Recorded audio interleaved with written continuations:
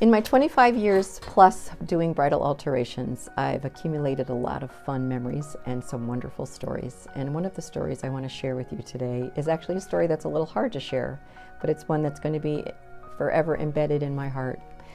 I worked at a bridal salon, very well-known, beautiful, high-end, elegant, gorgeous bridal salon for 25 plus years.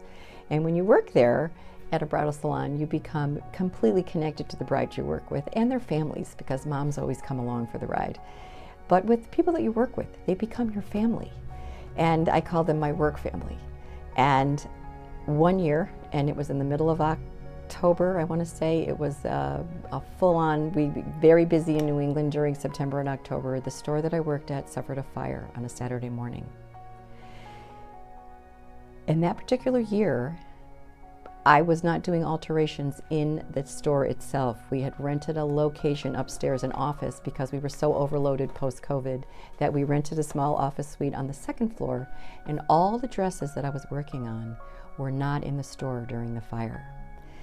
I had a bride coming up from New Jersey that morning for a very early morning Saturday appointment. We typically did not do Saturday morning appointments as it would get in the way of a sales appointment, but we made arrangements for this particular gal because she came up from New Jersey. It was a final fitting. She was getting married the following weekend.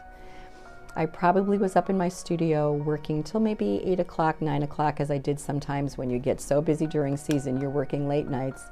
My typical MO would be to bring that dress downstairs on the elevator, put it in a dressing room, steamed and ready to go. When we opened up the doors at 9 o'clock in the morning, I was ready to go with that bride and do her final check, and she was going to take it with her that day. I was very tired that night, and normally I would bring it downstairs, but I locked up my office and left her dress hanging on the second floor. When the fire broke, of course, the news was all over. It was all over the news, and the fire department it closed off the road. No one could even get close to the bridal salon. It was devastating, and I'll never forget. And I think I'll always be mindful of when a family suffers a fire or a business suffers a fire. You feel the effects of that loss for many years to come. The bride started calling my cell phone as she was seeing the news. And that was another unusual moment. I hardly ever gave out my personal cell phone to a bride. If they needed to get hold of me, they would call the store. But for that particular reason, I don't know why, I gave her my cell phone. She called my cell phone, and of course I knew it was her. She was crying, "Please tell me, where's my dress, where's my dress?" I said, "FaceTime me." And I went into the building. Of course, the fireman wasn't very happy with me. And I said, "FaceTime me right away, FaceTime me." And I said, "Here's your dress is safe and sound."